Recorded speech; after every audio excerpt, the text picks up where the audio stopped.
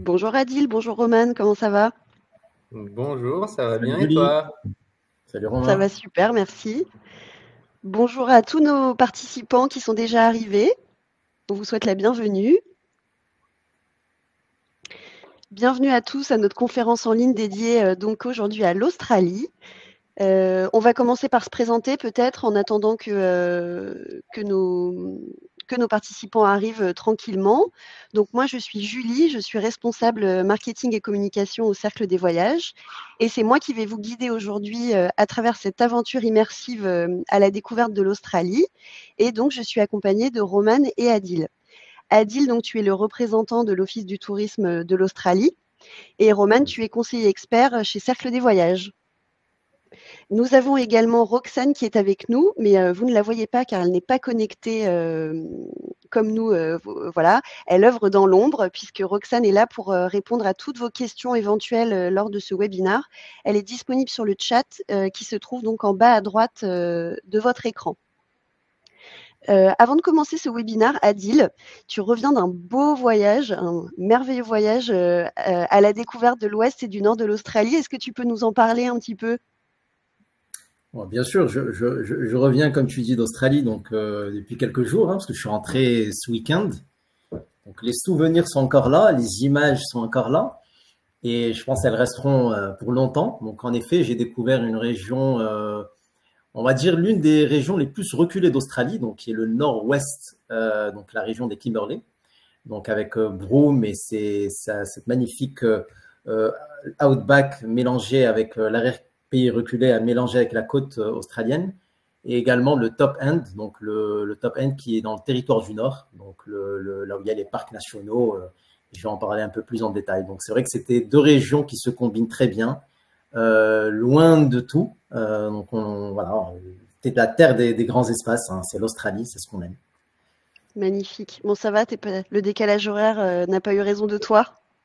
Non, non, non, bah, le décalage horaire, tu sais, avec tout ce qu'on visite sur place, avec tout ce qu'on voit, tout ce qu'on découvre, je pense une fois qu'on met les pieds dans cette terre, tout part. La fatigue, le jet lag, on se sent prêt à explorer ces terres et voilà, enfin, on en revient enchanté, on en revient avec de très très beaux souvenirs et voilà, c'est une destination qui fait rêver. Génial. Merci beaucoup, J'espère à tout le Adil. monde, enfin, je souhaite à tout le monde d'avoir justement d'avoir la chance au moins une fois dans sa vie de découvrir cette belle destination qui est l'Australie et dont on va présenter un peu plus en détail dans les prochaines minutes. Super. Et toi, Romane, alors, est-ce que tu peux nous raconter un petit peu ton rapport à l'Australie? Alors moi, bonjour à tous déjà. Moi, mon rapport à l'Australie, bah, écoutez, j'ai découvert l'Australie il y a quelques années en partant en voyage avec mon sac à dos et je suis tout de suite tombé amoureux de ce pays. C'est vraiment un pays grandiose.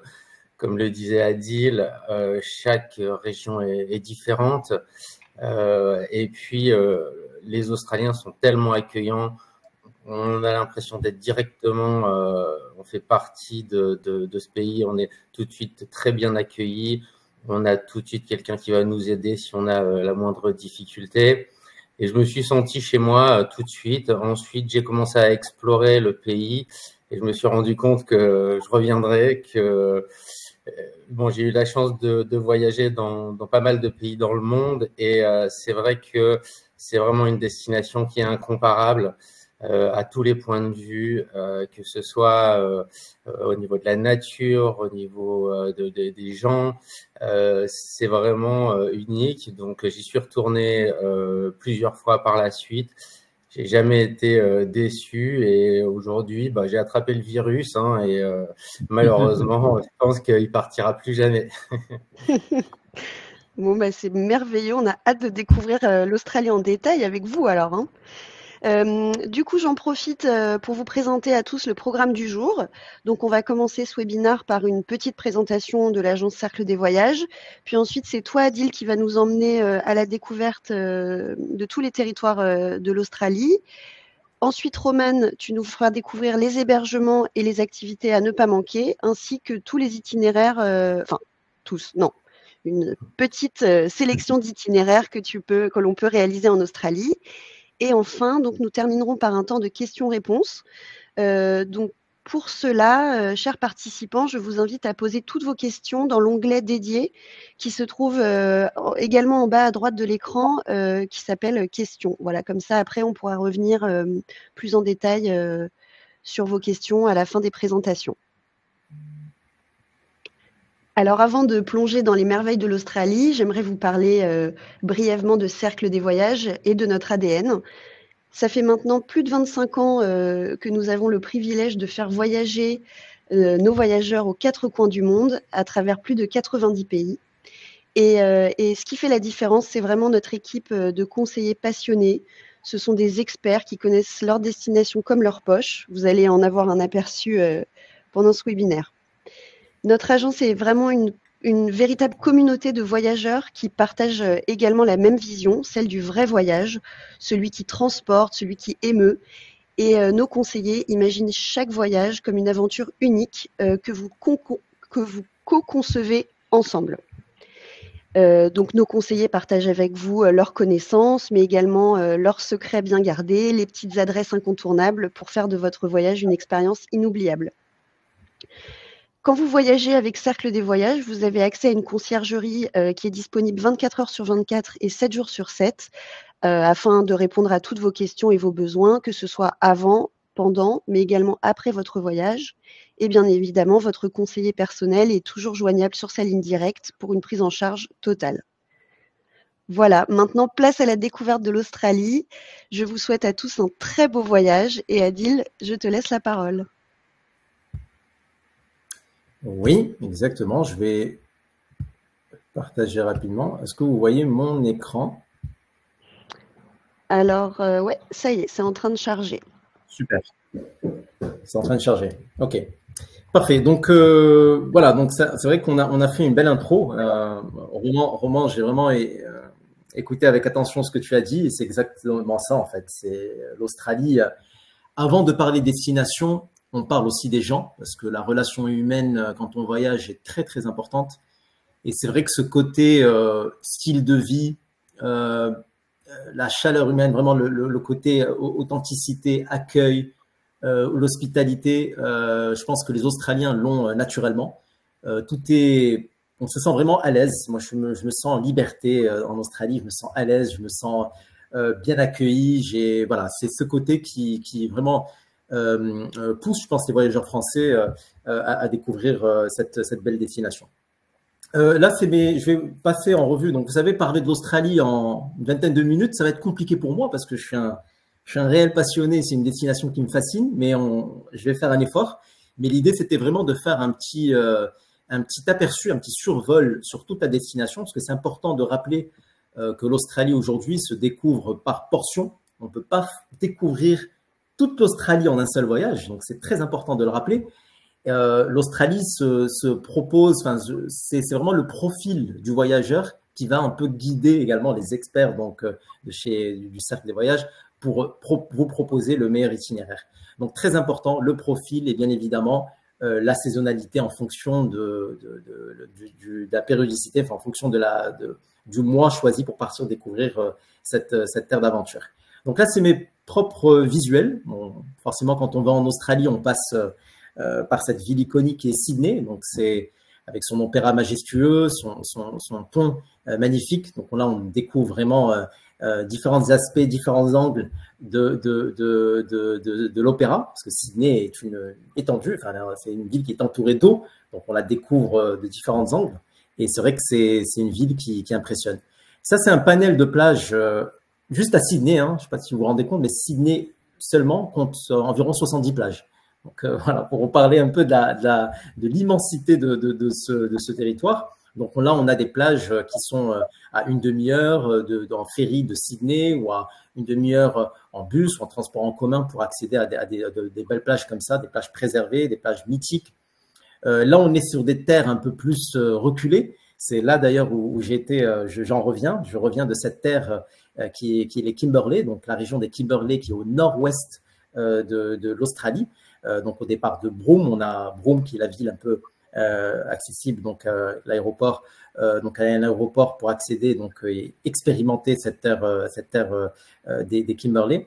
Vous voyez en fait toutes les prises du ciel. Donc vous savez, en Australie, faut au moins faire un petit survol en Australie pour découvrir l'Australie depuis les airs, parce que c'est vraiment une destination aussi qui se découvre depuis les airs, depuis l'eau, depuis. Donc on est sur des terres et je ne sais pas si vous vous rendez compte, mais on voit personne sur la plage.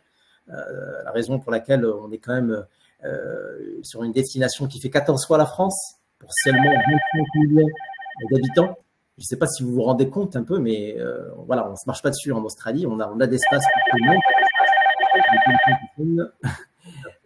Donc voilà, donc on est sur ce panel un peu de. On est sur ce panel un peu de. Est-ce que vous voyez toujours mon écran ou pas? Oui, oui, Adil, on voit bien ton écran, bien sûr. Très bien. Donc, on est sur ce panel un peu de décor, d'ambiance, de couleurs, des couchers de soleil magnifiques. Là, on est sur la région, toujours dans les Kimberley, mais on retrouve également ces couchers de soleil dans la région du territoire du Nord, vers Darwin. Donc, voilà. Donc, c'était juste un peu pour vous montrer un peu les différents voyages que j'ai faits lors des 2 dernières années, avec un panel de couleurs, avec des paysages, avec des côtes magnifiques. Voilà, donc c'est l'Australie qu'on aime, la faune et la flore forcément, donc la découverte de la faune dans son habitat naturel. Là, on est sur Kangaroo Island, donc qui est la 3e plus grande île d'Australie. Il n'y a pas que des kangourous d'ailleurs. Vous allez voir un peu toute la diversité de faune qu'on découvre sur place. Kangaroo Island, mais il n'y a pas que les kangourous, il y a également d'autres marsupiaux, de la faune endémique, donc que ce soit des koalas, des kangourous, des wallabies. On a vraiment une diversité et on prend plaisir justement à découvrir cette faune dans leur habitat naturel. C'est un contraste de terre, vous avez vu depuis tout à l'heure, on voit du vert, on voit du rouge, on voit du bleu. Donc c'est vraiment un panel de couleurs qui fait rêver. Donc je vais en quelques lignes vous convaincre, j'espère, mais vous dire un peu pourquoi l'Australie. Donc on est entouré d'eau, c'est une île continent. Donc là, on est sur des paysages côtiers par excellence, des plages spectaculaires bordées. Donc les plages sont différentes les unes des autres en fonction de là où on est, que ce soit l'est, l'ouest ou même le sud. Donc on est vraiment sur des plages spectaculaires. Une faune et une flore unique, comme je le disais, donc rencontre avec la faune endémique donc dans leur habitat naturel. Des villes animées, riches en découvertes. Quand vous faites l'Australie, aujourd'hui, on fait un minimum 2 voire 3 États ou territoires. Donc, quand on passe de Sydney dans le centre rouge, par exemple, ou Darwin, on change carrément de décor, d'ambiance, d'architecture. Et c'est ce qui plaît, en fait, en Australie, c'est qu'on découvre plusieurs destinations en un seul voyage. En fait, c'est ça. C'est voilà, c'est vraiment ce côté diversifié, ce côté qui plaît quand on visite l'Australie. On a un outback magique. On parle d'outback, c'est vraiment qu'on retrouve essentiellement dans le centre de l'Australie. Vous voyez le fameux rocher d'Uluru, qui est un monolithe géant au cœur de l'Australie, qui est plus haut que la Tour Eiffel, pour votre information, et qui fait environ 9,2 km de circonférence. C'est un monolithe géant sacré avec toute une culture, une histoire, une tradition, vraiment à l'encontre de cette culture aborigène ancestrale, donc qui date de plus de milliers d'années. Donc c'est vrai qu'on a ce côté rencontre avec la culture aborigène et en apprendre davantage sur cette culture qui est vraiment très riche. Des expériences hors du commun. On peut aussi bien survoler la Grande Barrière de Corail que prendre l'apéro justement face à ce fameux rocher d'Uluru qui change de couleur au fur et à mesure des minutes. C'est un panel vraiment assez spectaculaire et qui reste gravé à jamais. On a aussi, comme je disais, donc on a aussi bien du désert, des vignobles. Vous savez, les vins en Australie très connus. Donc on a de très bons vignobles en Australie. Donc partir à la rencontre des producteurs locaux. On peut aussi, on a le désert, on a forcément les plages, les côtes.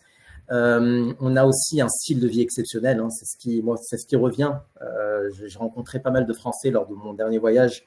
Vous savez, il y a beaucoup de Français qui sont sur place en visa vacances-travail, donc et qui découvrent, qui travaillent et qui explorent l'Australie en même temps. Et ils me disent, en fait, c'est ce qui nous retient ici. C'est vraiment on est bien accueillis, le style de vie, on se sent dans une ambiance vraiment très, très détendue. Et c'est vrai que je le confirme. On mange très bien en Australie, donc un aspect aussi gastronomie et vin de qualité. On a, comme je disais, de nombreux vignobles. Si vous êtes amateur de vin, donc toujours bien d'aller découvrir un peu un vignoble et voir un peu l'expérience que les Australiens vous font découvrir autour de ça. Et la culture aborigène très riche, comme je vous disais tout à l'heure. Donc les vols, pour y accéder, donc il y a quelques heures de vol. L'avantage qu'on a, c'est qu'on vole à bord de très belles compagnies, donc des compagnies qui font des stop-over, des escales soit au Moyen-Orient, soit en Asie. Donc toujours la possibilité de couper le voyage par un stop-over assez sympa. Donc ça peut être une alternative.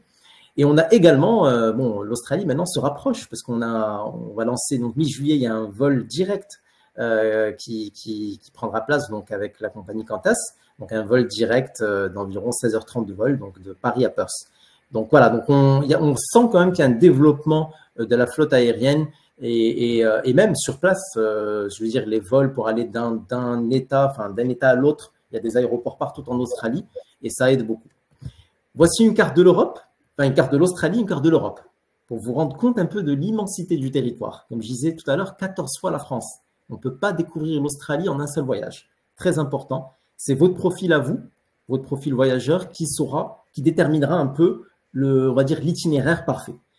Si vous êtes amateur de marche, de randonnée, d'aventure, vous avez le centre rouge, vous avez le territoire du Nord, aussi bien la Tasmanie par exemple, qui est un état parfait pour les marcheurs.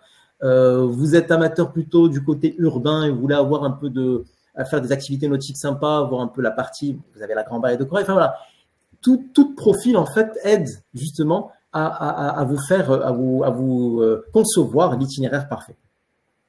Ce que je disais, les vols tout à l'heure, donc des vols partout, des avions, des aéroports partout en Australie. Donc, c'est ce qui vous permet de découvrir l'Australie en long et en large.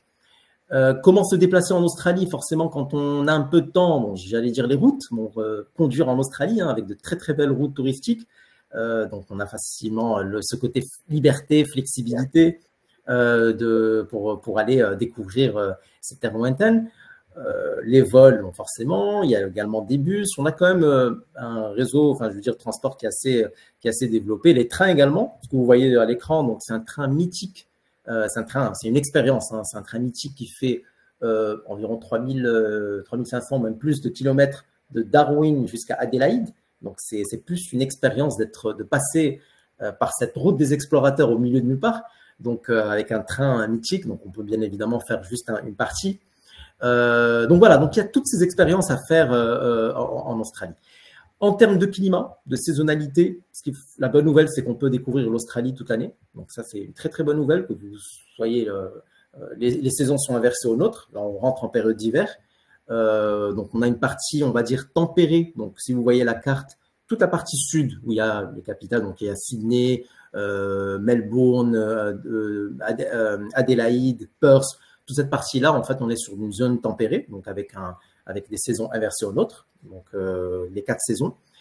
Et tout au nord, donc la région où j'étais, d'ailleurs, donc dans la partie Broome, dans la partie Darwin avec les parcs nationaux, également Cairns, un peu avec la forêt tropicale. Toute cette partie-là, ce qu'il faut savoir, c'est qu'il y a une saison sèche où il faut justement y aller, donc d'avril à octobre environ. Donc là, on peut vraiment découvrir cette région sans aucun problème.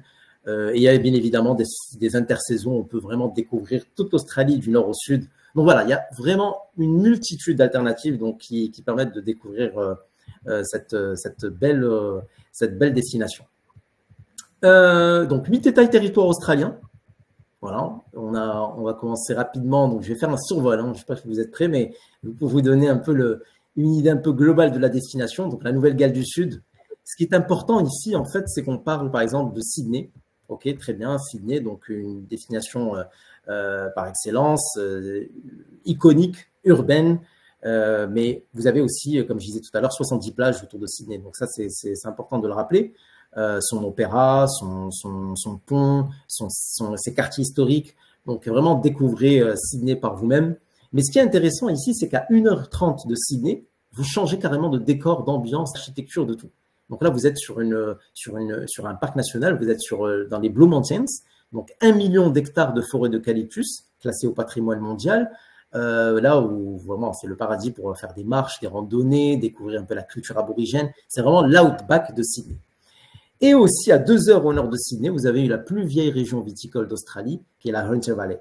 Donc voilà, c'était juste en fait pour vous montrer que aussi l'Australie c'est grand, mais quand vous êtes dans les différentes capitales, à 1h30, à 2 heures de route, vous pouvez avoir carrément un peu toute l'Australie en un seul état. Voilà, il y a un peu de tout partout. Donc vous allez toujours voir des kangourous, vous allez voir des koalas, vous allez voir cet aspect un peu grandiose des parcs nationaux, donc en plusieurs parties.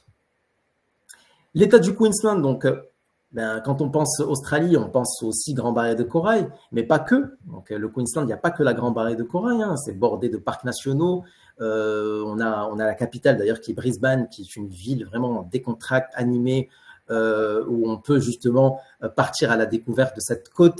À quelques heures de route, vous avez la plus grande île de sable au monde, par exemple, Garry Island. C'est sur le visuel, le troisième visuel que vous voyez là, avec des lacs où vous pouvez vous baigner, des lacs d'eau douce.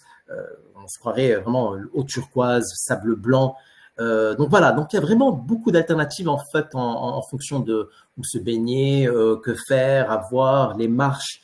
C'est une terre d'aventure. Donc on découvre l'Australie vraiment comme ça. Et on a également un peu plus au nord donc la Grande Barrière de Corail, donc qui commence donc, avec le sud de la Grande Barrière de Corail en allant vers le nord, en passant par les Whitsundays, qui est une formation de 74 îles, dont 8 uniquement habitées.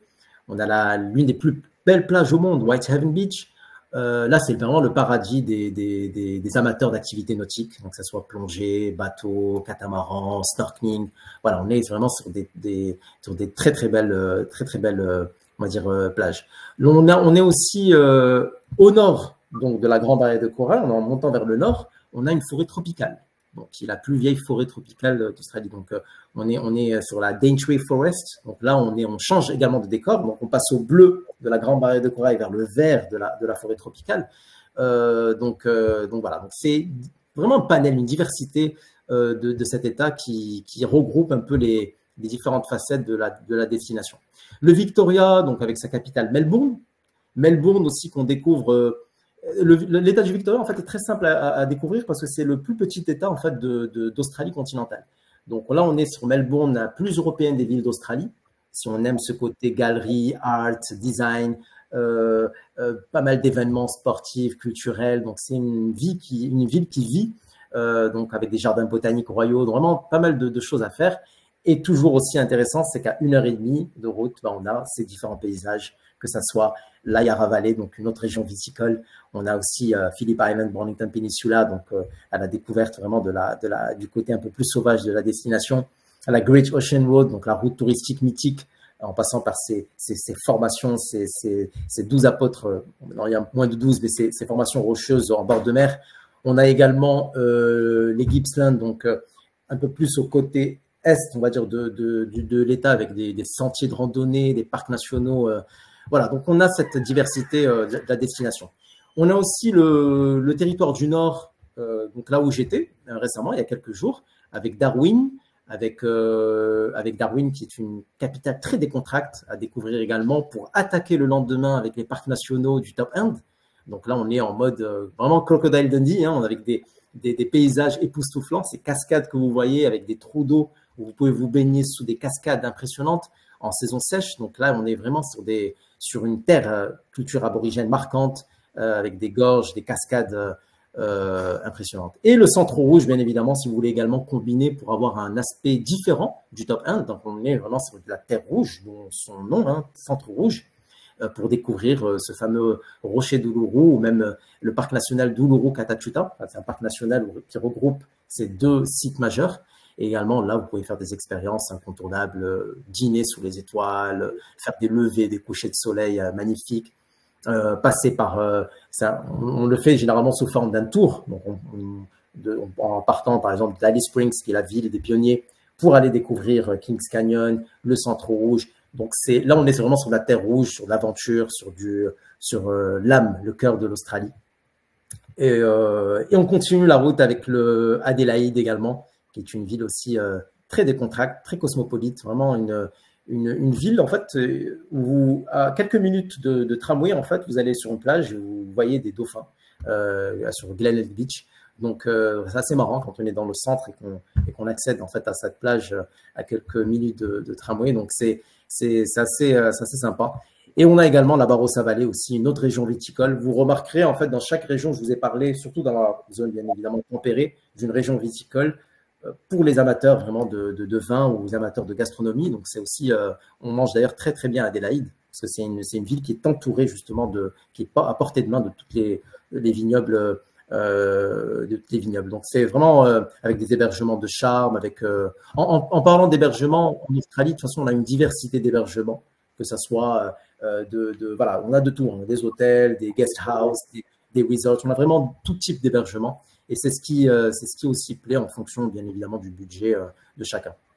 Kangaroo Island, troisième plus grande île d'Australie, parce que je vais en parler tout à l'heure, mais c'est vrai que c'est cette île. Généralement, quand on découvre le sud de l'Australie, on y va parce que c'est une île pardon, qui se découvre avec un guide ranger donc local pour vous découvrir un peu sa faune, son histoire, son aspect un peu écosystème qui est vraiment voilà, très belle île que je recommande fortement. Et on finit par le West australien. L'Ouest australien, donc Perth, j'en parlais, donc qui sera accessible bientôt en vol direct. Une capitale, 320 jours d'ensoleillement par an, ville très agréable, bordée de parcs et voilà, de très belles plages également. Donc vous avez la possibilité à une demi-heure de ferry d'aller sur une île sans voiture, donc avoir un vélo et aller découvrir cette île qui est Rottnest Island et aller découvrir ce marsupial un peu qui est exceptionnel, qui est le koka, que vous retrouverez peut-être à la fin de ma présentation. Mais voilà, donc c'était juste un peu des idées d'espace un peu à visiter. Il y a également une autre région viticole qui est la Margaret River à 3 heures au sud de Perth. Et vous avez aussi, d'ailleurs, pas beaucoup de monde la connaissent, mais une deuxième barrière de corail qui est accessible directement des plages au nord de Perth, donc à 2 heures de vol de Perth. Donc on est sur la fameuse Ningaloo Reef, où on peut observer les baleines, nager avec les requins-baleines même, donc dans cette barrière de corail. Et la Tasmanie, donc le fameux diable de Tasmanie. Donc là, on est sur un tiers de l'État et parc national. Donc là, on est vraiment sur une terre d'aventure pour les amateurs de randonnée, de marche. Donc c'est vraiment très belle île qui est propre, verte, pure, qui permet vraiment de la découvrir en combinant bien évidemment avec d'autres villes, donc accessibles directement en vol depuis les majeures villes d'Australie. Et sa capitale Canberra. Donc, je parlais tout à l'heure des capitales parce que je parlais des capitales de chaque État et territoire australien, mais la capitale de l'Australie, donc qui est Canberra, qu'on découvre dans le cadre d'un autotour, en partant par exemple de Sydney jusqu'à Melbourne, en passant par la fameuse Heritage Drive, vraiment dans les terres australiennes.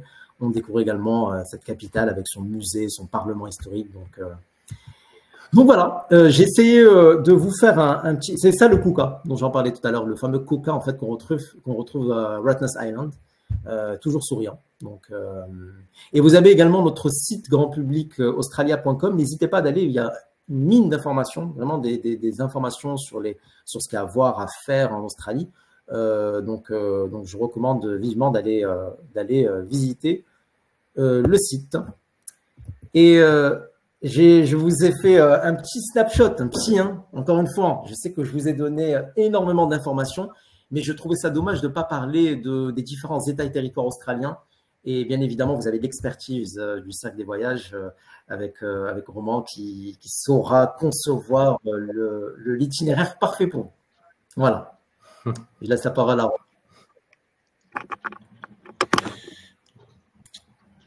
Merci beaucoup Adil. Effectivement, cette présentation était magnifique, bien complète.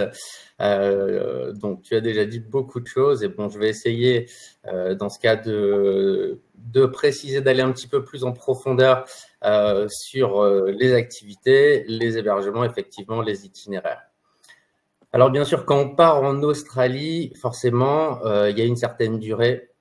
On part pas, forcément, quand on se dit je vais partir en Australie, c'est assez loin. Je ne vais peut-être pas aller 5 fois dans ma vie en Australie. Donc c'est vrai que souvent, on a bien envie quand même de voir un maximum d'endroits, les sites incontournables. C'est sûr qu'on ne pourra jamais faire la totalité de ce qu'on peut voir en Australie en 3 semaines ou en 4 semaines, mais c'est vrai qu'il y a quand même la possibilité d'avoir déjà des itinéraires très complets.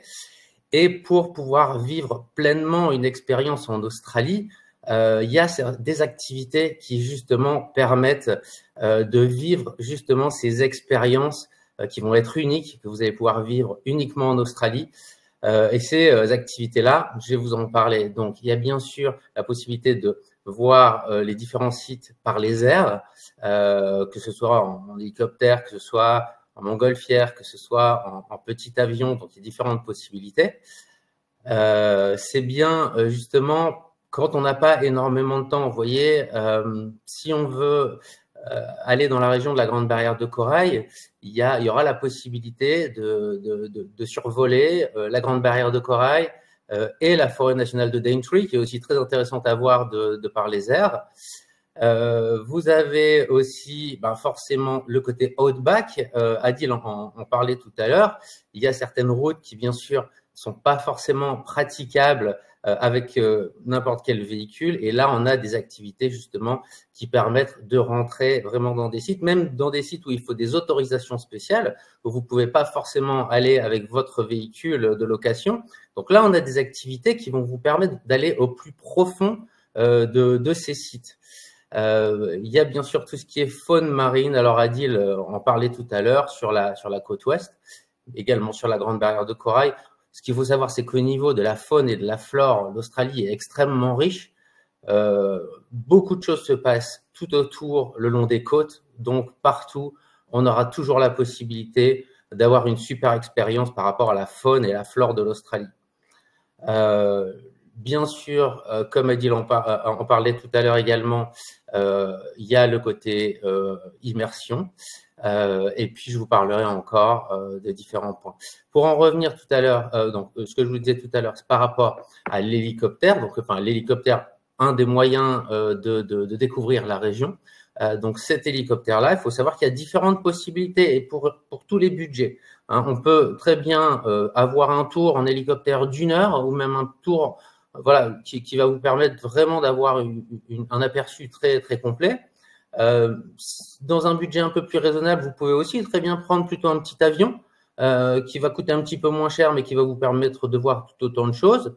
Mais aussi, il y a possibilité de faire un tour d'une demi-heure, voire même de 10 minutes par endroit, en partant directement au cœur d'un endroit, comme par exemple sur la Grande Barrière de Corail. On va d'abord s'approcher d'un ponton en bateau, et de là, on va faire un tour en décollant directement de la Grande Barrière de Corail et d'avoir un aperçu en 10 minutes qui est absolument magique. Donc, ça, c'est une possibilité sur cette Grande Barrière de Corail qui, pour moi, est quand même assez importante. Ensuite, alors, pour les possibilités en 4x4, bien sûr, comme je vous l'indiquais, bon, il y a plein d'endroits où vous pourrez accéder. Mais bien sûr, il y a une île qui est très connue qui s'appelle Fraser Island. Fraser Island qui est sur la côte est. Hein, on peut aller, qu'on va croiser quand on va aller entre. Donc, ou bien on peut partir déjà de Sydney pour remonter toute la côte jusque Cairns. Bon, là, il faut compter quand même au moins 3 semaines. Mais on peut aussi partir de Brisbane. Clairement, alors c'est une île qui va être accessible uniquement en 4x4. Hein, puisque là, on traverse les dunes. C'est obligatoire. Et là, on va vraiment rentrer dans la jungle. On va vraiment être sur des routes très accidentées. Encore une fois, il y en a pour tous les budgets. Vous avez des gros véhicules 4x4, des sortes de minibus ou de bus 4x4, où là, on va avoir un tarif plus raisonnable. Et on peut avoir aussi des tours en 4x4 privés pour aller faire la découverte de cet endroit. Donc, Fraser Island, c'est vraiment une expérience unique que je conseille. À proximité, il faut savoir que c'est un endroit qui est magnifique pour l'observation des baleines. À certains moments de l'année, vous avez des baleines dans la région qui sont vraiment qui est possible d'approcher. Et quand je vous parlais d'une île qui est sauvage, c'est que vous verrez que même sur la plage, vous pouvez aller sur la plage avec le 4x4, vous avez même des petits avions qui vont atterrir sur la plage, qui vont repartir. Donc, il y a même des possibilités d'aller sur Fraser Island avec un petit avion. Donc, toutes les possibilités sont là. Voilà. Donc, au niveau des fonds marins, comme je vous l'indiquais tout à l'heure, on trouve la faune et la flore partout le long des côtes. Bien sûr, Ningaloo Reef, un de mes coups de cœur, bien sûr. Comme tu disais, Adil, donc on a une barrière de corail qui est accessible directement en partant de la plage. Il n'y a pas forcément besoin de prendre un bateau pour y aller et on a vraiment tout ce qu'il faut. Et bien sûr, cette possibilité de nager avec le requin-baleine, entre autres. Mais bien sûr, c'est une barrière de corail, donc vous avez une faune sous-marine qui est très riche, qui est colorée. C'est un endroit unique et bien sûr, possibilité de faire de la plongée, mais bien sûr, comme sur la grande barrière de corail dans le Queensland, où là, vous avez énormément de possibilités. Il y a également les tortues marines, il y a également des raies mantas, il y a des animaux vraiment uniques et des expériences de plongée, de snorkeling. Donc, il y a bien sûr de la plongée bouteille, hein, mais on peut très bien prendre le masque, le tuba, et partir au départ de la plage et passer la journée. La plupart des hôtels vont vous donner la possibilité de louer le masque, le tuba et de partir. Et puis, c'est vraiment très facile à faire. Alors, c'est vraiment une étape là pour… Alors, la côte ouest, c'est en général une expérience à part. Il y a possibilité d'y aller, bien sûr, en avion jusqu'à Exmouth. Mais c'est vrai qu'il faut quand même consacrer, on va dire, un peu de temps pour bien découvrir la côte ouest. Mais là, on a vraiment des paysages très sauvages, uniques. Donc, c'est une région aussi et une expérience qui, pour moi, est vraiment indispensable à vivre. Que ce soit à l'ouest, mais également, il y a beaucoup d'endroits où il y a possibilité de voir de la faune marine. Kangaroo Island, comme tu le disais tout à l'heure, même au départ d'Adélaïde, on peut voir des dauphins sur la grande barrière de corail, bien sûr, énormément de possibilités, même des croisières pour aller voir les baleines au départ de Sydney. Donc, même si vous restez quelques jours dans une ville que vous avez très peu de temps sur place, il y a la possibilité vraiment de vivre toutes ces expériences. Adil, tu parlais également du côté culture aborigène tout à l'heure. Effectivement, le territoire du Nord, c'est vraiment le berceau de la culture aborigène. La région du Centre Rouge, bien sûr, donc de Alice Springs à Ayers Rock. Donc, Ayers Rock et Catachuta. C'est un site sacré. Et là, vous allez être sur les terres d'une population aborigène qui est là depuis des milliers d'années et qui va pouvoir vous partager leurs connaissances, comment leurs ancêtres arrivaient à vivre dans des régions aussi hostiles, donc des techniques de survie très locales. Ils vont vous parler de toutes les histoires autour de leur culture. Donc, c'est très, très riche. Et également, dans la région du Top End, donc au départ de Darwin, les parcs de Kakadu, de Litchfield, des Catherine Gorge, où là, vraiment, à chaque étape, dans les différents parcs, vous avez des expériences à vivre, et notamment une région qui est encore plus sauvage, qui s'appelle Arnhem Land, qui est sauvage. Tout est sauvage dans cette région-là, mais c'est surtout là le berceau de la culture aborigène où on va avoir encore une population qui vit, on va dire, dans une situation encore plus proche de celle de leurs ancêtres.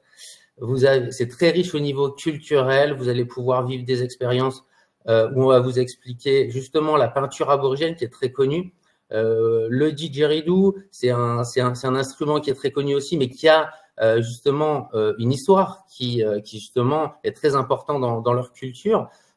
Donc, toute cette culture aborigène, c'est indispensable à vivre forcément quand on part en Australie. Pour moi, c'est indispensable. Alors, le territoire du Nord est parfait pour ça, mais vous avez aussi, comme tu le disais Adil tout à l'heure, des expériences culture aborigène, vous pouvez avoir des expériences au départ de Melbourne, sur Kangaroo Island, même sur la côte est, dans la forêt nationale de Daintree. Il faut savoir que vous avez des très belles excursions à vivre avec des guides aborigènes, justement, qui, eux, vont vous donner reconnaissance par rapport à tout ce qui est la forêt tropicale. C'est très différent de ce que vous allez voir chez les aborigènes dans le parc de Kakadu, puisqu'on est vraiment sur des écosystèmes assez différents. Bon, sur Kakadu, oui, on aura quand même de la forêt, mais par exemple sur Ayers Rock, où là, on est vraiment sur des écosystèmes complètement différents. Donc, une expérience aborigène dans le Centre Rouge et une expérience aborigène dans la forêt nationale de Daintree, c'est même deux activités qui sont complémentaires et qui sont vraiment intéressantes à faire tous les deux. Donc, vraiment, et ça peut s'organiser. Il y a ce qu'il faut par rapport à tout ce qui est, on va dire, accessibilité. Et puis, vous avez des activités, des excursions qui sont très bien faites. On vient vous chercher à l'hôtel, on vous amène dans les lieux les plus intéressants avec des guides qui sont passionnés, qui vont s'adapter. Ça, c'est important. Il y a beaucoup de gens qui pensent, je parle pas très bien anglais, comment ça va se passer? Ça, c'est pas un souci. On a des guides francophones sur plein d'activités en Australie. Et puis, ce sont des guides qui sont passionnés, qui ont envie de transmettre. Ils ont envie de transmettre leur culture et ils vont s'adapter à chacun. S'ils voient que vous parlez difficilement anglais, ils vont parler beaucoup plus doucement. Comme je vous l'ai indiqué tout à l'heure, les Australiens sont hyper accueillants et même si vous les faites répéter 3 fois, 4 fois, ils vont pas s'énerver. Au contraire, ils vont prendre le temps qu'il faut pour que vous compreniez bien parce qu'ils veulent vraiment transmettre tout ça.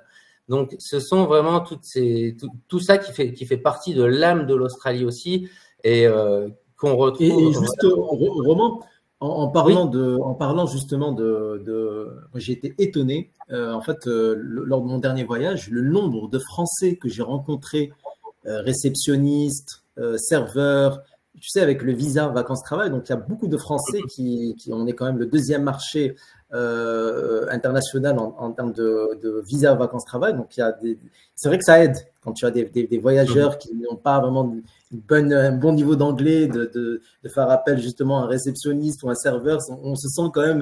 Donc, ça, c'est un plus. Je trouve que c'est un plus aussi. Ouais, tout à fait. À Sydney aussi, qui est une ville très cosmopolite, vous avez beaucoup de Français qui sont à Sydney. Et forcément, il y a aussi toujours et puis, je vous dis, il y a plein d'activités. Sur Sydney, la visite de l'opéra, elle peut se faire avec un guide francophone au même prix que si vous aviez un guide anglophone. Donc, il y a beaucoup de possibilités, même si on ne parle pas énormément, enfin très, très bien français. Et en parlant de Sydney, justement, voilà, on y arrive. Alors, on parlait des villes en Australie, la côte sud. Comme tu l'indiquais, c'est exactement ça. C'est que ce sont des villes qui sont vivantes, qui sont dynamiques. À proximité, on a des grands parcs nationaux, on a des vignobles, on a des activités, on a tout ce qu'il faut, on a des super musées. Il faut savoir que l'Australie, Sydney, Melbourne, vous allez, pour les personnes qui aiment les musées, qui veulent découvrir aussi l'Australie à travers des musées qui vont vraiment bien expliquer l'origine de la culture aborigène et aussi l'évolution suite à l'arrivée des Blancs. Donc ça, c'est très riche, très intéressant. Donc les musées dans les villes aussi, vous en avez beaucoup pour les personnes qui aiment ça. Et donc ces villes regorgent de patrimoine culturel et vous allez aussi retrouver, comme le disait Adil, la vie à l'australienne. Vraiment le côté les Australiens sont simples, sont très accessibles. Ils aiment vous faire découvrir leur ville. À n'importe quel coin de rue, vous allez poser une question, on va tout de suite vous aider. Donc ça, c'est vraiment ce qu'on va retrouver dans les villes. Et bien sûr, je te rejoins également, Adil, sur la gastronomie. Alors, les Australiens adorent se poser devant une vue avec un verre de vin et du fromage sur des crackers. Ça, on va vous en parler partout. Donc ça, c'est vraiment l'apéro par excellence en Australie. En dégustant, bien sûr, les vins de la région, que ce soit de la Hunter Valley, de la Yarra Valley, de la Barossa Valley, même de Margaret River. Donc, quelle que soit la ville dans laquelle vous allez être, vous allez pouvoir déguster. Et bien sûr, vous allez pouvoir goûter du kangourou, qui est très bon d'ailleurs pour ceux qui aiment la viande rouge. Vous allez pouvoir goûter toutes les spécialités locales qui sont vraiment uniques aussi. Et dans les grandes villes, c'est là où vous allez avoir les meilleurs cuisiniers. C'est eux qui vont vraiment, pour ceux qui sont vraiment amateurs de gastronomie, trouver les meilleurs restaurants qui vont cuisiner les spécialités locales avec les meilleurs produits.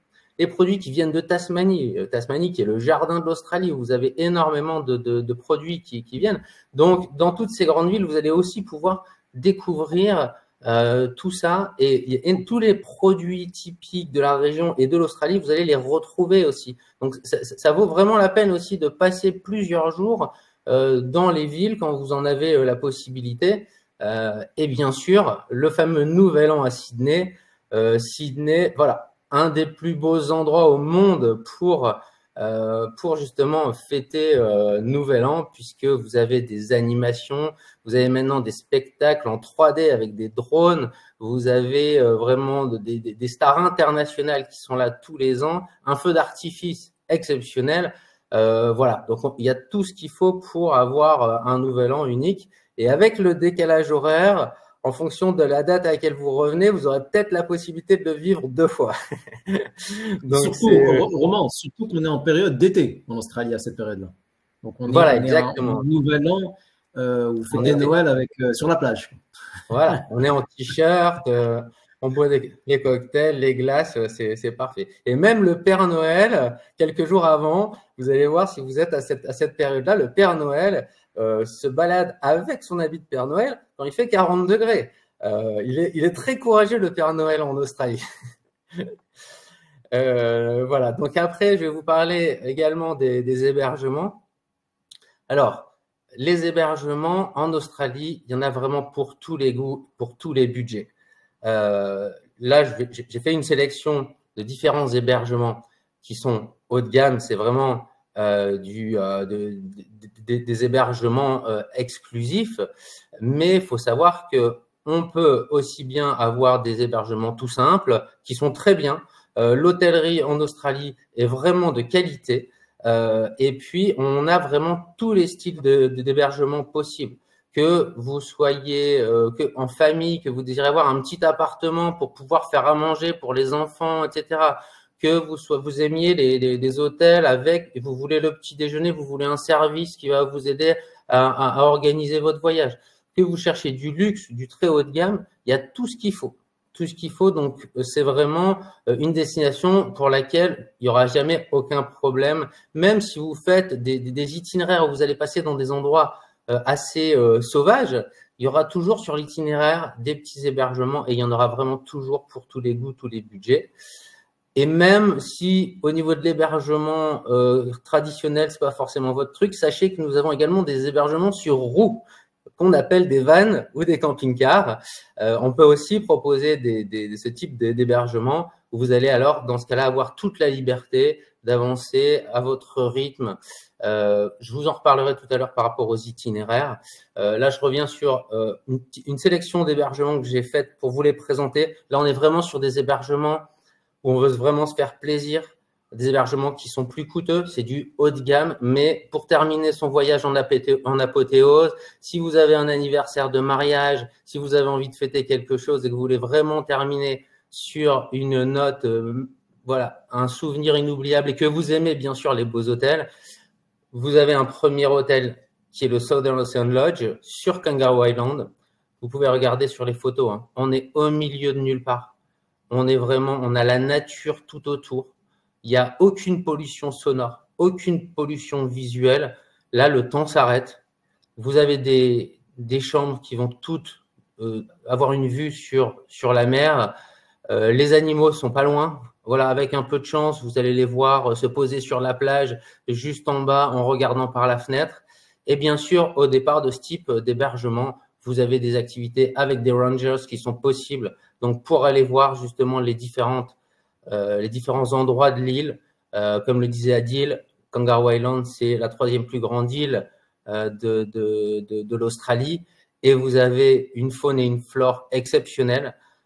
Donc, au départ de cet hôtel, tout est possible. Tout est possible. Et bien sûr, vous avez un service à la hauteur de la qualité de l'hébergement qui est irréprochable. Donc, c'est vraiment là un hébergement exclusif. Dans le même esprit, on a le Longitude 131. La particularité, on est dans la région d'Ayers Rock. On est à proximité de l'Ayers Rock. C'est le seul hébergement, en tout cas, oui, un des seuls, qui va pas être situé dans le Ayers Rock Resort. Tu me dis si je me trompe, Adil, mais lui, il va avoir une situation particulière qui va être excentrée et vous allez pouvoir, comme vous le voyez sur la photo, avoir une vue exceptionnelle sur l'Ayers Rock. Et donc, ça, c'est vraiment unique. Et de la même manière, c'est dans le cadre peut-être d'une nuit à la fin de votre séjour pour terminer, pour faire plaisir, voilà, si vous aimez les beaux hôtels. Bien sûr, dans tous les endroits dont je vous parle, il y a également tout autre type d'hébergement qui sont possibles. Hein, je le rappelle. Alors là, j'aurais aimé vous parler aussi de cet hébergement qui est très bien également, qui a la particularité d'être sur Hamilton Island. Alors, qu'est-ce qui est si spécial à Hamilton Island? C'est que vous allez avoir un aéroport qui est le seul, d'où vous allez avoir des vols directs qui viennent de Sydney, qui viennent de Brisbane. Il faut savoir que sans prendre ces vols-là, aller jusque dans les Whitsunday Islands, si on ne fait pas un autotour entre Brisbane et Cairns, c'est un peu plus difficile d'accès. Hein, il va falloir arriver sur un aéroport un petit peu plus loin. Il y aura des transferts qui sont prévus, mais on va arriver. Ensuite, il va falloir encore prendre un bateau. Et c'est vrai qu'en fonction du temps que vous avez, si vous voulez quand même aller voir aller dans les Whitsunday Islands, parce que effectivement, il y a une des plus belles plages du monde. Hein, elle a déjà été répertoriée dans certaines études comme une des 10 plus belles plages du monde, qui est Whitehaven Beach. Ces expériences-là, si vous voulez la vivre, vous pouvez le faire en quelques jours aussi, en faisant un aller-retour depuis Sydney, depuis Brisbane. De là, vous avez tout ce qu'il faut par rapport à tout ce qui est activité marine. Évidemment, on peut faire du paddle, on peut faire du snorkeling, on peut faire de la plongée. Vous pouvez faire un survol en hydravion, vous pouvez le faire directement au départ de Hamilton Island. Vous avez un golf sur l'île. Donc, c'est assez riche sur les activités que vous allez avoir à faire. Donc, cet hôtel-là, et bien sûr, vous avez dans l'hôtel tout le service qui va avec, un spa, si vous aimez aussi voilà, ce côté un peu plus détente avant de rentrer. Pour un voyage de noces, par exemple, vous voulez terminer par 3 jours sur un bel hôtel en bord de mer. Voilà, et là, on est plus dans l'esprit lagon. Sur Kangaroo Island ou sur le Centre Rouge, là, on est dans un esprit donc très sauvage sur Kangaroo Island, très enfin voilà, très on va dire terre rouge, désert. Et là, on est vraiment sur le côté bord de mer, lagon. Donc cet hôtel, il est idéalement situé pour ce genre de situation. Ensuite, on va parler de Heron Island. Alors là, encore plus exclusif. Hein, on est vraiment sur une île hôtel. Hein. Donc là, l'avantage, c'est que vous avez la tranquillité. Vous êtes les seuls sur l'hôtel. Parfait si vous avez vraiment envie d'être coupé du monde. L'île se trouve dans un des endroits les plus beaux de la Grande Barrière de Corail. Donc au niveau du snorkeling, au niveau de la plongée, tout est vraiment parfait. Et encore une fois, hébergement très exclusif. Mais là, c'est si vraiment vous voulez être sur une île, loin de tout le monde, Robinson Crusoe, et avec de la qualité. Et alors, un de mes autres coups de cœur, c'est bien sûr la Tasmanie, hein, parce que j'aime quand même pas mal, on va dire, randonner. Et vous avez un parc national en Tasmanie qui s'appelle Freycinet National Park. Cet hôtel, il est en pleine nature, avec une vue incroyable. C'est un parc dans lequel vous avez des très belles randonnées à faire. Donc, c'est un magnifique point de chute. L'idéal, c'est d'y rester au moins 2 nuits. Et au départ du lodge, vous êtes directement dans le parc national. Vous pouvez partir pour faire toutes les randonnées que vous voulez. C'est sur l'itinéraire, si vous voulez découvrir la Tasmanie. Ce qu'il faut savoir, c'est que vous passerez... en passant par Freycinet, en allant vers Freycinet, vous pourrez aussi passer sur des sites comme Port Arthur qui vont être beaucoup plus culturels, très intéressants sur l'histoire de la Tasmanie, et vous pourrez ensuite continuer vers le nord si vous voulez une expérience un peu plus plage, vers le centre si vous aimez vraiment le côté randonnée et vous approchez on va dire des parcs nationaux, donc une randonnée très connue dans le centre de la Tasmanie. l'Overland Track. Et puis, vous avez ensuite la côte ouest plus intimiste, avec des petits ports de pêche, etc. Mais si vous voulez, du coup, le parc national de Freycinet, il y a vraiment des endroits dans le parc où vous allez vous retrouver, on va dire, en plein milieu de la nature, dans des randonnées uniques. Merci beaucoup, Romane. Je voulais juste préciser qu'on est un petit peu pressé par le temps et il y a beaucoup de questions. Là, tu vas nous parler des itinéraires. Donc, si c'est OK pour toi, je t'invite à nous faire ça en quelques minutes, voilà, qu'on puisse après répondre aux questions de nos participants. Merci beaucoup. Désolé, quand je parle de l'Australie, je ne vois plus l'attention. T'es passionné. Voilà, donc d'accord, je vais faire attention à ça. De toute façon, il y a certaines informations que je vous ai déjà données au niveau des itinéraires qu'on va avoir en Australie. On peut combiner vraiment différentes régions en fonction du temps que vous avez, en fonction de ce que vous recherchez. On peut vraiment rayonner et faire combiner différentes choses. Vous avez, alors c'est un pays où il y a énormément d'autotours qui sont très intéressants. Donc, il y a beaucoup d'itinéraires qui peuvent se faire en autotour en prenant un véhicule de location sur la côte sud, en fonction de la saison à laquelle vous partez, sur la côte est, entre Sydney et Cairns, en passant par Byron Bay, Fraser Island, les Whitsunday Islands. Les itinéraires, on peut faire un itinéraire aussi entre Alice Springs et Ayers Rock dans le centre, toute la côte ouest, bien sûr. Donc, à chaque étape, vous avez ces possibilités. C'est pas obligatoire. On peut aussi avoir des points de chute et faire des activités pour les personnes. J'ai régulièrement des personnes qui me disent, moi, j'ai pas envie de conduire, j'ai pas envie de faire des très longues routes. C'est pas obligatoire. On a la possibilité de découvrir la Great Ocean Road au départ de Melbourne, par exemple. On peut arriver et repartir de Ayers Rock sans forcément prendre la voiture. À toutes les étapes, on peut voir vraiment les sites les plus intéressants sans la voiture. On peut voyager seul. On pense aussi toujours qu'il faut être minimum 2 personnes, 3 personnes. On peut organiser des voyages pour une personne qui voyage seule, avec des chambres individuelles, avec un van même, avec quelqu'un qui veut faire les activités. Il y a des activités en petits groupes où vous allez rejoindre des personnes en petits groupes pour faire les activités. Donc, il faut savoir que ça, c'est possible aussi. Et donc, au niveau des itinéraires, voilà, on peut tout organiser. Donc, un itinéraire, ça peut être en 3 semaines, par exemple, c'est de faire la côte sud, le centre rouge, la grande barrière de corail. En moins de temps, si on a 15 jours sur place, on peut déjà visiter Sydney, le centre rouge et la grande barrière de corail, qui permet vraiment déjà d'avoir 3 écosystèmes complètement différents. Les lagons, le côté terre rouge, le côté culture aborigène, le côté grande ville. Donc ça, c'est vraiment déjà une très belle expérience si vous avez 2 semaines. Et puis après, bien sûr, en fonction du temps que vous avez, la côte est, la côte ouest, c'est plutôt de l'autotour, là c'est sûr, avec véhicule de location. Mais on peut bien sûr passer par certains sites quand même avec des vols intérieurs. Mais quoi qu'il en soit, voilà, chaque partie sera très riche et vous permettra de revenir avec un aperçu complet des différentes expériences qu'on peut vivre. C'est génial. Un grand merci, Romane. Un grand merci, Adil.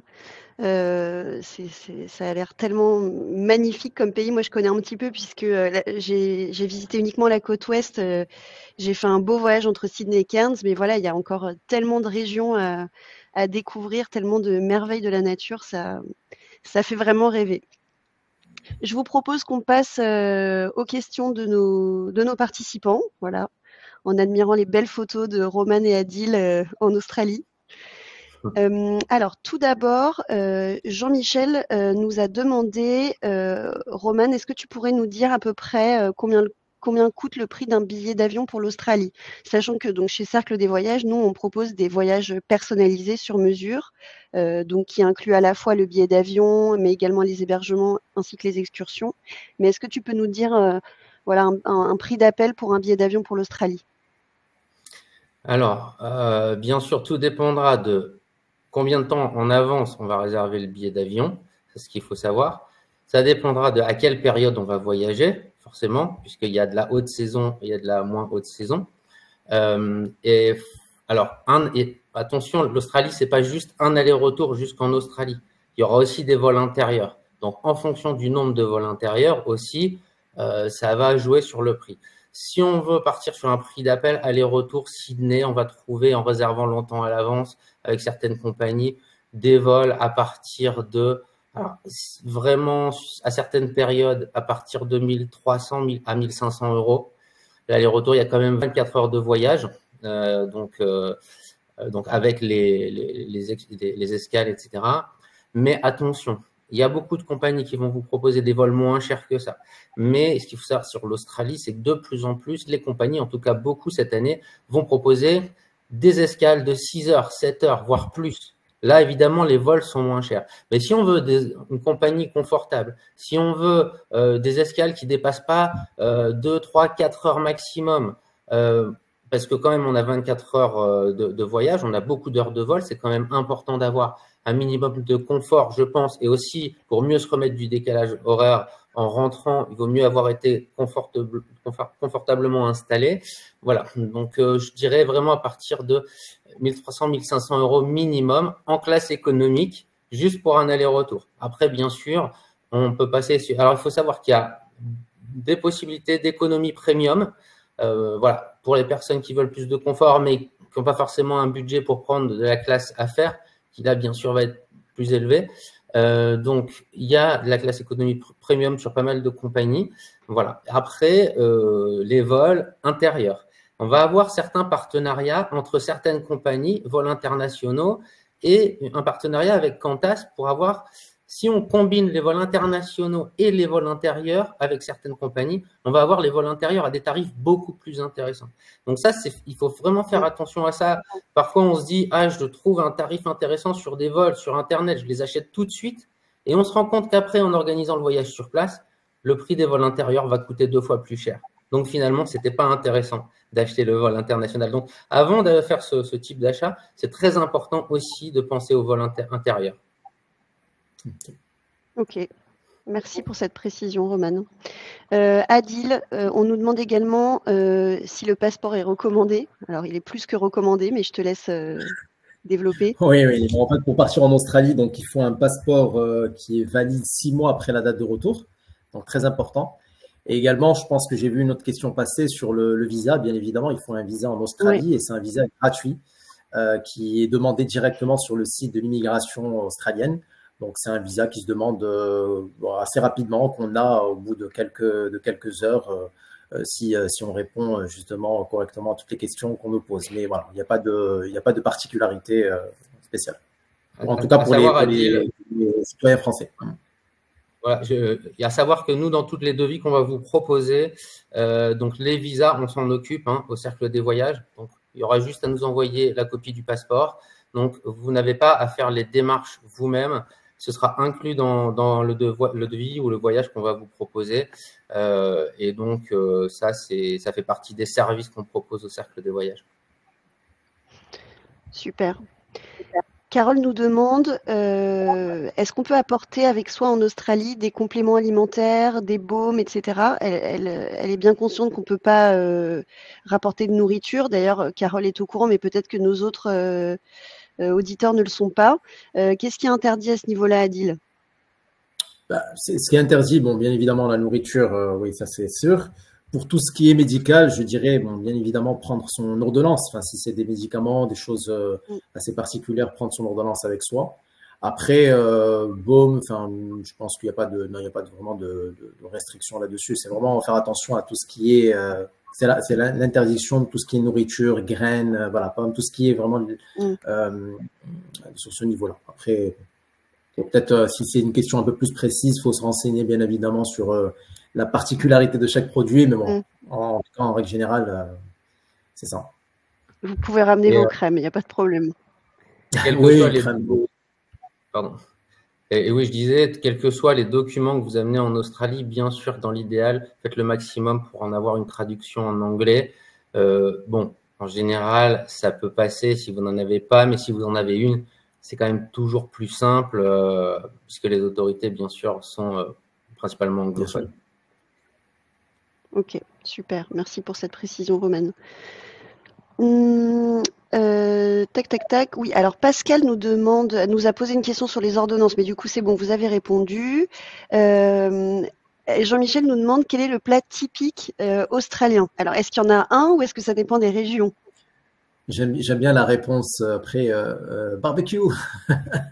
J'ai vu. Bon, après enfin, vous savez, en Australie, et Romain l'a bien expliqué tout à l'heure, c'est vraiment une fusion. Enfin, une fusion c'est ce côté cosmopolite. Donc, il y a une fusion un peu asiatique, un peu. Après, on a des plats, bien évidemment. On mange du kangourou. On n'en aura pas ici en France. Je veux dire, c'est plutôt voilà, kangourou, le crocodile, le fish and chips. Voilà, c'est plus des tendances. Tout ce qui est, par exemple, un breakfast, un petit déjeuner à l'australienne avec un petit avocado toast. Donc ça, c'est un peu ambiance un peu australienne. Après, des plats vraiment typiques, moi je dirais que c'est plus une fusion. On va dire une fusion avec de la fraîcheur des produits un peu australiens et voilà, ils savent très bien faire. On mange très très bien, je le répète, c'est vraiment, ne serait-ce que pour un fish and chip classique, vous avez un bon fish and chips vraiment frais, on sent vraiment la fraîcheur des produits. C'est ce qui est bon. On a également des poissons qu'on retrouve essentiellement en Australie, comme le barramundi par exemple. Le barramundi qui est un bar qu'on retrouve dans les sources, dans les trous d'eau, hein, dans les rivières un peu australiennes, notamment dans la partie nord de l'Australie. Mais voilà, c'est un tout, j'allais dire. Voilà. Génial. Concernant la monnaie, est-ce qu'il vaut mieux faire son change en France ou plutôt sur place? Romane, qu'est-ce que tu recommandes toi à tes clients? Au niveau du taux de change, effectivement, bon, c'est à voir. C'est vrai que c'est quand même assez pratique de passer par votre banque. Il faut vérifier, bien sûr, toujours les taux qu'on vous propose. En arrivant sur place à l'aéroport, bien sûr, vous aurez toujours la possibilité de faire du change. Mais alors, je conseille quand même pas de le faire à l'aéroport parce que là, pour le coup, les taux sont pas forcément exceptionnels. Mais maintenant aussi, une fois que vous êtes dans la ville, si vous arrivez à Sydney, vous êtes à Sydney même, forcément là vous allez trouver plusieurs bureaux de change et là vous pourrez comparer et voir un petit peu. Après ça dépend aussi de la quantité, enfin je veux dire de la somme que vous voulez échanger. Bien sûr, si on échange 300 ou 400 euros, bon finalement la différence va pas non plus. Maintenant si vous arrivez et que vous voulez changer 2000 euros, voilà pour avoir ce qu'il faut en liquide. Là, ça devient intéressant quand même de comparer. Par contre, ce qui est très important, où il faut faire attention, c'est par rapport au retrait. Ça, c'est à bien vérifier avec votre banque avant de partir. C'est qu'un retrait, pas mal de banques vont vous faire des frais. Vous allez avoir des frais à chaque retrait. Quel que soit le montant, il y aura le change et de deux, les frais de retrait. Donc, ça veut dire qu'il vaut mieux faire un retrait et de prendre plus que de faire un petit retrait dans chaque ville où vous allez arriver. Donc ça, c'est des choses qu'il faut vérifier justement pour éviter d'avoir des mauvaises surprises au retour. Ça, c'est. Mais sinon, après, ça se fait très facilement. Ouais. Pascal, dans le chat, nous parle de la carte Revolut. Est-ce que toi, tu la conseilles? C'est vrai que c'est hyper pratique quand on part en voyage. J'imagine qu'en Australie, on peut payer partout par carte. On n'est pas forcément obligé d'avoir beaucoup de liquide sur soi. Exactement, c'est ce que j'allais justement vous dire, c'est que la carte, elle est acceptée partout. Donc ça, il n'y a aucun souci là-dessus. Avec la carte… Je pense qu'il n'y a pas vraiment une particularité pour l'Australie. Hein. C'est comme un voyage à l'étranger en règle générale. Il n'y a pas vraiment de spécificité vraiment pour l'Australie. Donc les cartes sont acceptées vraiment partout. Donc voilà, moi, je veux dire que je pars en Australie ou dans un autre pays, il n'y a pas vraiment de choses spéciales à organiser, je dirais. Alors Adil, là cette question elle est pour toi parce que tu viens de rentrer d'Australie. Est-ce que tu as des petits conseils pour limiter les effets du décalage horaire, que ce soit à l'aller ou au retour? Julie, je ne suis pas la bonne référence, j'y vais plusieurs fois par an, mais bon. Non, mais en fait, décalage horaire, moi je dirais en fait, si on fait déjà un vol, ça se joue en fait déjà sur les vols. C'est-à-dire que si on fait un stopover, par exemple, généralement on arrive en fin de journée en Australie, ben, l'idéal c'est de dormir, c'est de pas dormir sur le deuxième vol. Quand on fait un stopover en Asie ou au Moyen-Orient, de ne pas dormir sur le deuxième vol pour qu'on puisse faire une bonne nuit en arrivant en Australie. Après, franchement, les règles, je pense que chacun son organisme, mais bon. Moi, je dirais que le matin, le lendemain, il faut attaquer par quelque chose. Enfin, je veux dire, faire une activité. Quand on arrive à Sydney, pourquoi pas aller surfer sur Bondi Beach pour se remettre un peu Non,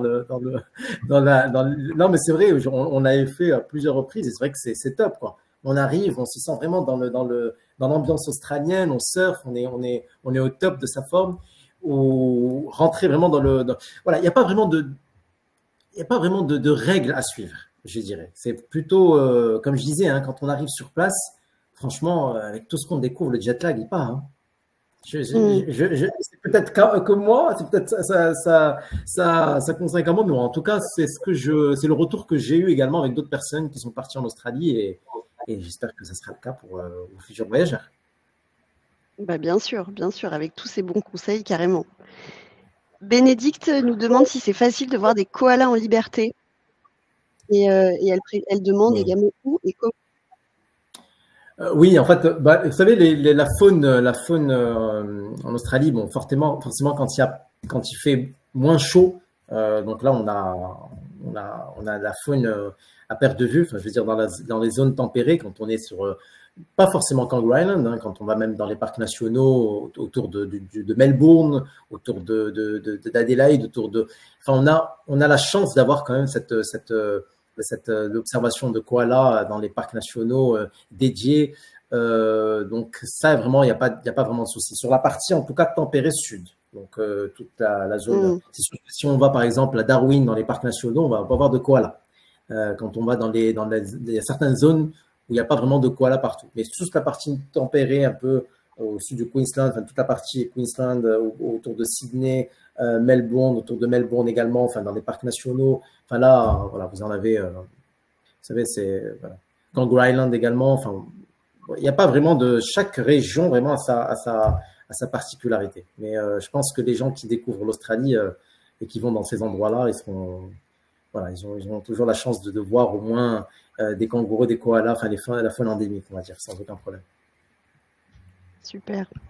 Romane, est-ce que tu conseilles à tes clients d'acheter des cartes routières? Comment est-ce qu'on voyage en autotour en Australie?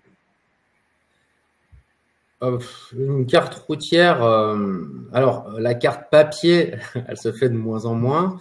Maintenant, vous avez des possibilités, il y a des applications dans lesquelles vous pouvez télécharger des cartes que vous pouvez, on va dire, des cartes que vous pouvez utiliser hors ligne si vous n'avez pas accès à Internet tout le temps.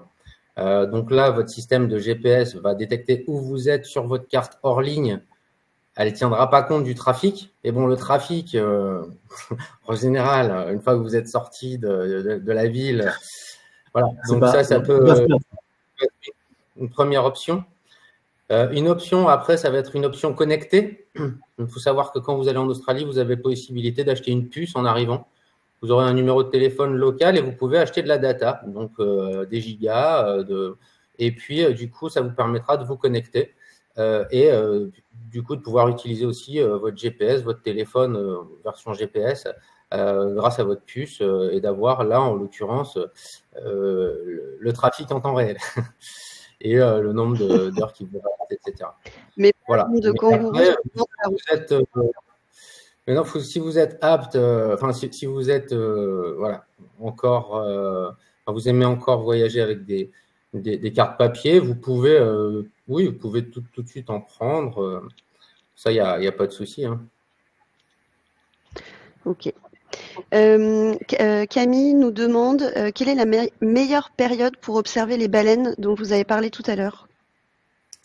C'est sur Ningaloo Reef, c'est de mars à juillet. Mars à juillet, c'est la saison idéale pour aller découvrir justement, vous savez, avec la migration maintenant des baleines, donc on en a partout en fonction de là où on est, mais sur cette partie-là, Ningaloo Reef, on va dire plutôt de mars à juillet. Et d'ailleurs, je vais, si tu me permets, Julie, je vais envoyer sur le chat une info en fait qui parle des observations des baleines en Australie, qui renvoie sur notre site de l'Office de tourisme. Je vais le mettre également sur le chat, comme ça au moins, voilà, ils pourront voir exactement quand, où ça aide. Mais les meilleurs sites d'observation de baleines. Voilà. Génial. Et du coup, Laurence demande s'il y a des requins également à Ningaloo Reef. Requins-baleines. Des requins-baleines. c'est une activité qui se fait, une expérience qui se fait, bien sûr encadrée, limitée en nombre de personnes. Voilà, c'est plutôt, c'est la spécificité en fait de cette région de Ningaloo Reef, de partir à la découverte des requins-baleines. Voilà. Super. Romane, on a une question de Camille qui nous demande, selon toi, quelle est la durée idéale pour faire un voyage de noces en Australie? Ça dépend de pas mal de paramètres. Et puis, ça dépend de vos envies. Il y a des gens, pendant leur voyage de noces, ils aiment bien faire de la randonnée. D'autres qui aiment les beaux hôtels, d'autres qui aiment l'aventure. Ça dépendra vraiment du type d'activité. Je dirais que d'une manière générale, un voyage en Australie, je dirais 3 semaines, c'est déjà bien. Ça permet déjà de faire pas mal d'expériences, de rester sur des budgets qui restent quand même raisonnables, parce que bien sûr, on peut partir 1 mois et demi, voire 6 mois, mais voilà, aussi par rapport au temps qu'on a. Déjà, d'une manière générale, voilà, sur 3 semaines, c'est bien, avec des hébergements standards, enfin, peu importe le type d'hébergement. Mais je dirais que 3 semaines, c'est déjà bien. Voilà, en comptant quelques jours peut-être sur un hôtel en bord de mer, si c'est ce que vous aimez, bien sûr. Je vous dis ça parce que dans les voyages de noces, parfois, on aime bien peut-être quelques jours en bord de mer à la fin, sur la Grande Barrière de Corail, par exemple. Voilà, mais après, ça peut être plus, ça peut moins. En 2 semaines, si vous voulez, on va être sur un voyage un peu plus rythmé quand même. Hein, donc après, ça Je pense, dépend comme tu aussi dis, du temps. Romain, ça dépend du profil du voyageur, comme tu dis, c'est exactement ça. Bien sûr. Moi, j'ai des amis, petite anecdote, qui sont partis en voyage de noces 2 semaines en Australie. Je les connais, c'est des marcheurs, c'est des randonneurs, ils aiment l'aventure.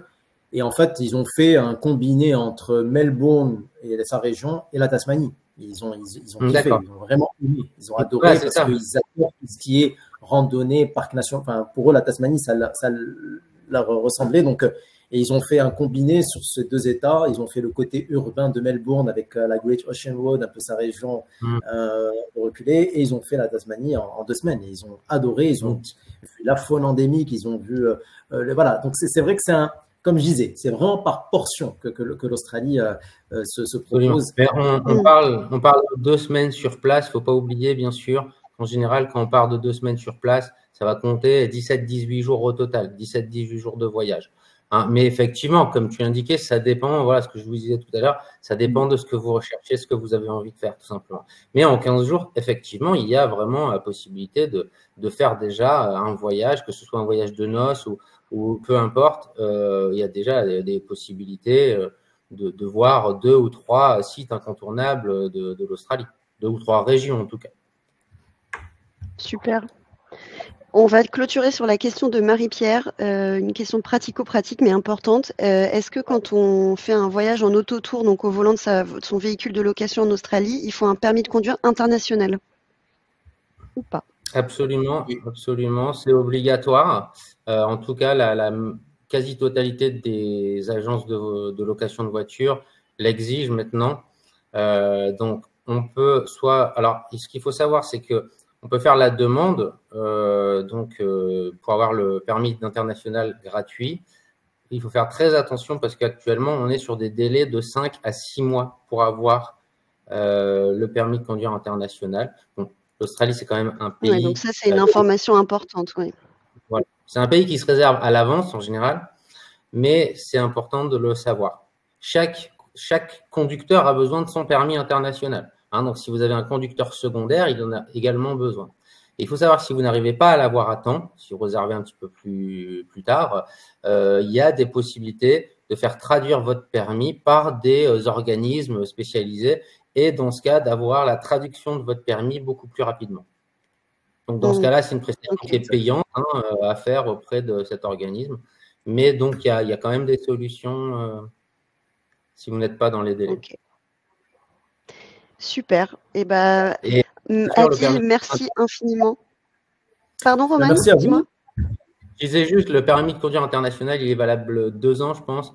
Donc, bien vérifier si vous en avez un ancien qui soit évidemment toujours valable. Ok, top. Merci à tous nos participants. Merci merci pour votre présence. Merci à nos experts parce que dans le chat, je ne sais pas si vous avez vu, mais on a des sacrés experts.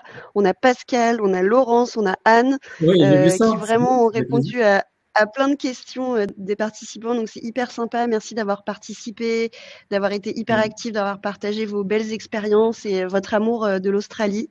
C'était vraiment super. Roman, Adil, on sent vraiment que vous êtes des amoureux de ce beau pays. Donc, merci de nous avoir transmis votre passion.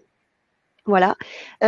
Pour tous nos participants, n'hésitez pas à nous contacter si vous avez des suggestions à nous faire. On est toujours preneurs de vos avis. Je vous souhaite à tous une très bonne journée et j'espère vous retrouver bientôt, que ce soit à l'agence ou en ligne pour réserver votre voyage ou bien même à l'occasion d'un prochain événement. Voilà, je vous souhaite à tous une très bonne journée. Bonne journée Adil, bonne journée Roman et puis à bientôt. À bientôt, merci. Bonne journée. Merci beaucoup. Bonne journée. Au revoir tout le monde. Au revoir.